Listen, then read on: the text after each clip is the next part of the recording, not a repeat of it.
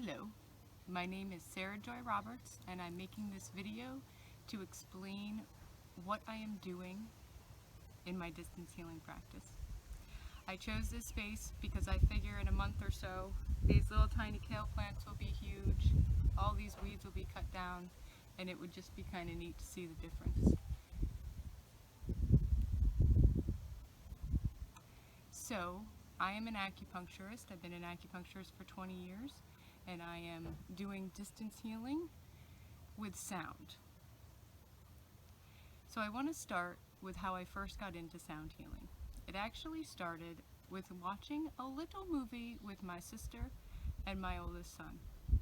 We went to see the movie Noah back in 2014. I believe it was March. We went as soon as it came out.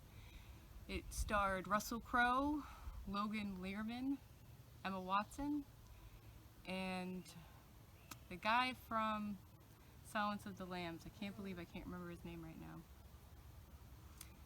But anyway, we really went to see that movie because it was like a disaster movie and we wanted to see the flood on the big screen. It really took me by surprise. It was quite a strange movie. It was like taking the Bible and mixing it up with ancient aliens and putting it in a movie. And there was one quote that really hit me, and it was, "In the beginning, there was the Word." Now I thought that was how some Bibles started, but it's actually taken from the first verse of the Gospel of John. And it just got me thinking. I have a big background in science. When I was in college, I was very into biochemistry, neurobiology, microscopy. In fact, my microscopy class taught me more physics than any physics book I've read, and I've read all of Feynman's books. That teacher was really teaching us how the inner world works. I'm getting chills just thinking about it because at the time it was just a lot of work, but I really learned a lot. So, from my background with all of this science, and plus being interested since high school in philosophy and religion, so I've learned a lot of religions, and I was actually taking chemistry and Indian Buddhism at the same time my sophomore year, and each of them made the other make sense, because basically, yes, we're all one, because we're all space and electrons. And the matter that we have in our body is actually quite small compared to the space and the electrons. So hearing this, in the beginning there was the Word, it sparked this knowing in me that matter gets its shape through vibration. So if that's true, then wouldn't the best way of healing the body be with sound? So I got into looking on YouTube, and I found out about tuning forks, and I ordered some weighted tuning forks, and I started playing with them as an adjunct in my acupuncture practice. And I got some interesting results, but really towards the end of 2014, I think it was late summer, I took Eileen McCusick's Tuning the Biofield class, and it was a weekend class. And that's where I really started to understand what we could do with sound. So Eileen McCusick came up with Tuning the Biofield. I read her whole book before I went and took the class, and it was really quick reading, very interesting. She has a lot of love of science like I do. And she created this whole way of healing the body with a tuning fork. And it's based on the fact that we have a biofield around us that is our energy field. And you basically decide, okay, the energy field is 5 feet from the body. And at that farthest distance is when you were born. And as you move closer to the body, you're moving through the layers of time till you get to the present day. Each area of the body stores different things, right? So you have more than just your 7 chakras. So you do the feet, the knees, and then you start face, and you go up the chakras. You can also do shoulders, elbows, hands, and the back of the body. So you start in a place like, so say we're starting with the right knee. Right knee would be obstacles towards moving forward, taking the next step. So as you're coming in, you're tuning the field. The vibration of the tuning fork will actually go off when you hit a patch where there is trauma or a situation that occurred in your life that has gotten stuck in the field. So usually it is going to be trauma or something. It could be something simple, but it affected you. So as you're coming in and you're feeling the tuning fork vibration go off, the person holding the tuning fork will actually feel the feeling that's in the field. So it could be getting anxious, it could be anger, it could be frustration. And you get this inner knowing of the situation. Sometimes it's really clear and sometimes it isn't. The person who's on the table, they're hearing the tuning fork go off, and it can trigger the memory of a situation. And a lot of times it's triggering memories we don't consciously remember that we have. And then they start talking about it. The tuning fork acts like a magnet to take those particles or that energy that's stuck in the field, right? They are particles. They're just, you can't see them with the eye. And you're moving it back in and incorporating it back into the chakra or the joint, and that way it can clear from the body. So when I went to this class and I learned about this technique, I was totally floored. Like, this is the future of medicine. Sound healing is the future of medicine, and I still believe that. But on a practical day-to-day in my practice, like, I just didn't have the time to incorporate all of that. I did go out and through the last 6 years have done sessions, but it's been more like going into my office and meeting somebody on my day off or going to somebody's house, because it would take like 3 hours to do the whole person, and it was so draining. There was no way that I could keep up that type of a practice when I had so many people coming to me for acupuncture. So I did find ways of incorporating some of the things into my practice, and people who come to me know that I do use tuning forks in my practice. So now, present day, and I'm thinking, okay, I'd like to do this sound healing. I know I can do it distance because Eileen McCusick does it distance, and there's lots of people doing distance healing. How can I incorporate acupuncture? So I started using the tuning forks on certain acupuncture points and using different methods with the tuning forks to tell the acupuncture point whether I was reducing or reinforcing the point. So these are techniques that you do in acupuncture with the way that you put in the needle and take out the needle, the way you breathe when you're doing the needling. Most people who get acupuncture aren't aware that the acupuncturist is using intention and telling the points what to do. So I found a way of doing acupuncture with the tuning forks. And then the other training that I have, which I actually have from back in 1999, is Qigong healing, which is a type of hands-on energy work, much like Reiki, except for that it actually uses the acupuncture points, the meridians, and the different energies of the body.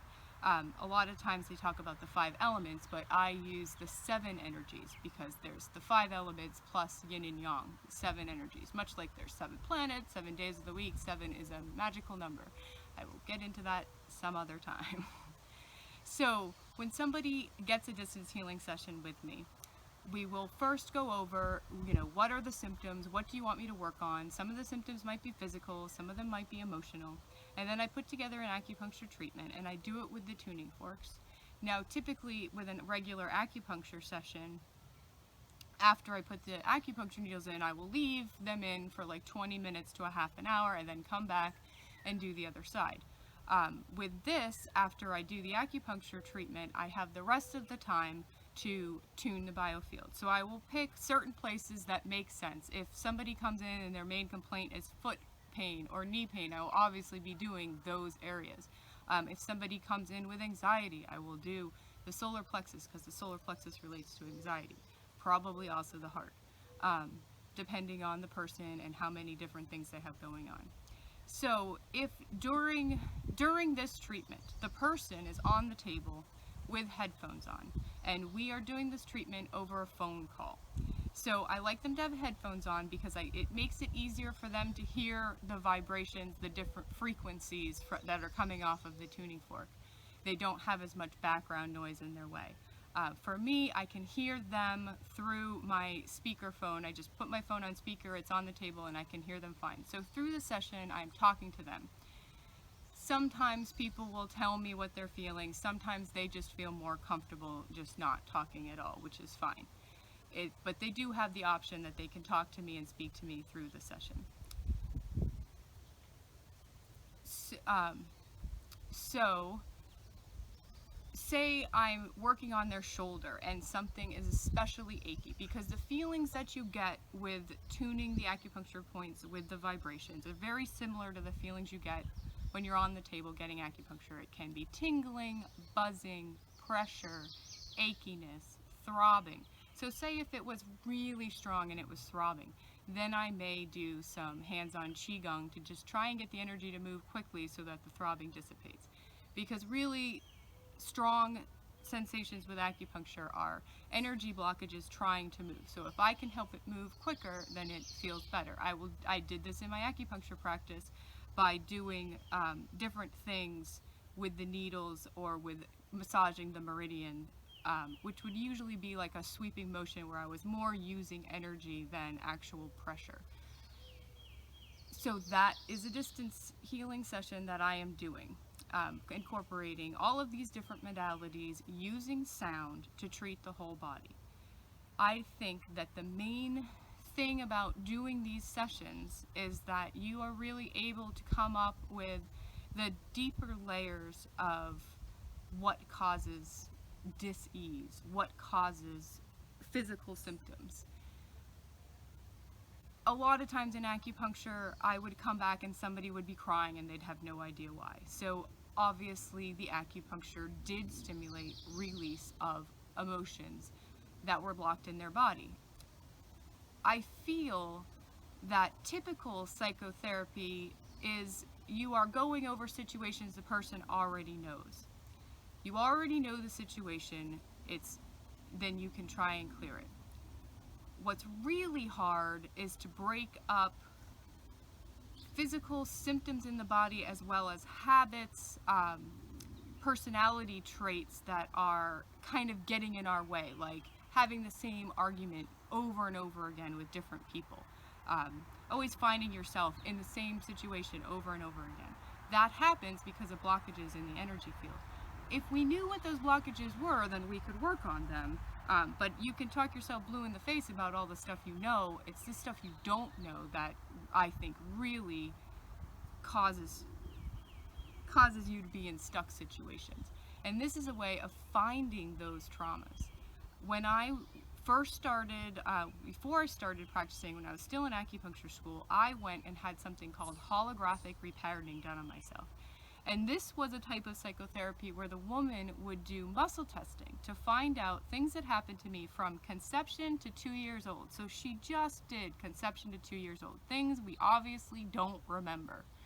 And she came up with stuff like, when I was in the womb of my mother, that's when my mother started having panic attacks. She lost her brother and her father and was going through a tough time, and that's when she started having panic attacks. So I got on the phone and called my mom, and I'm like, is this true? And yes, it was. I didn't know that. I had never thought to ask. Why would I?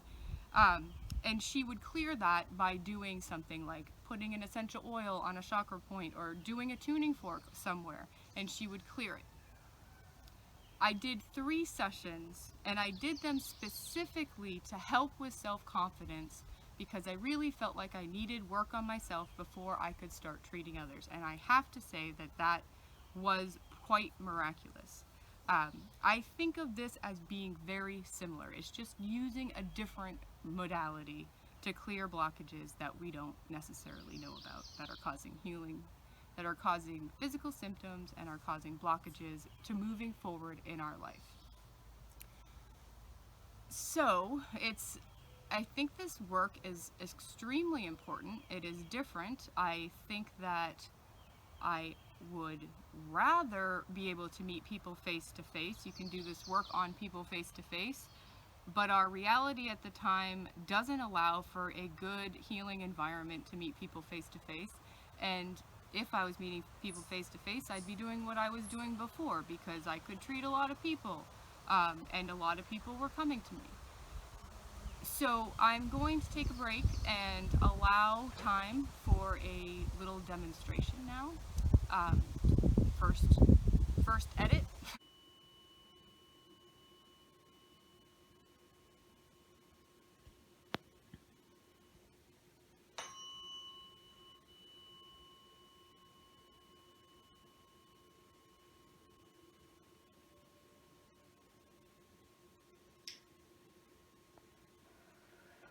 Okay, so early 50s, thinking about the past with fear. Okay. Maybe mothering brought up a lot of stuff, I don't know. Possible.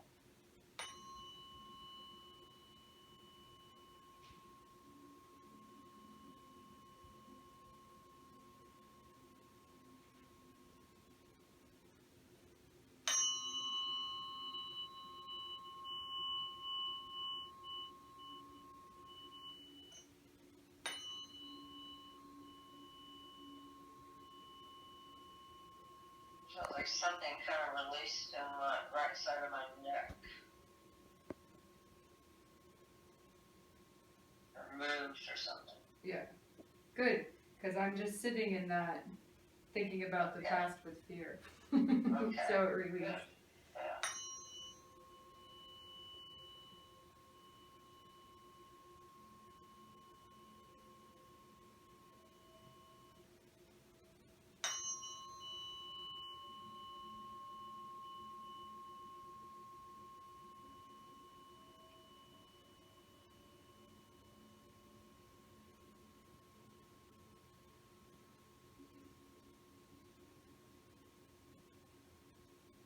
Okay, so now I'm in your 70s, early 70s, and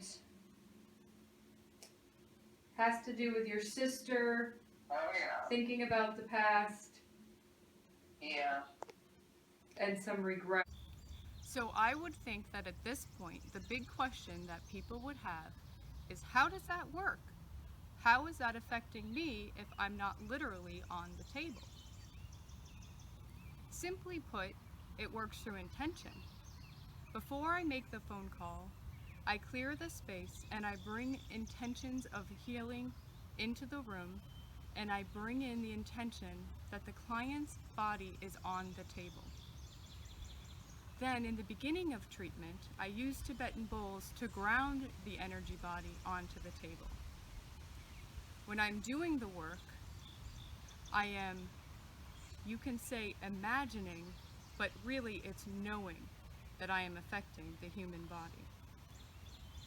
During the treatment, the client does not lose free will. They could get up and leave at any time and not lose any part of themselves. We are learning a lot about the nature of reality. We are learning that there are parallel dimensions, that time and space don't exist. That is why things like this work. Just recently, there was an article that came out that scientists found a second Earth in a different dimension that was moving backwards in time. So really, I could do this work without somebody on the other phone, just with the intention that it is them, and then give them the digital recording for them to listen to at any time. And in the future, that will be an option. So congratulations on making it this far in the video. I'm really grateful for all of you who are still listening.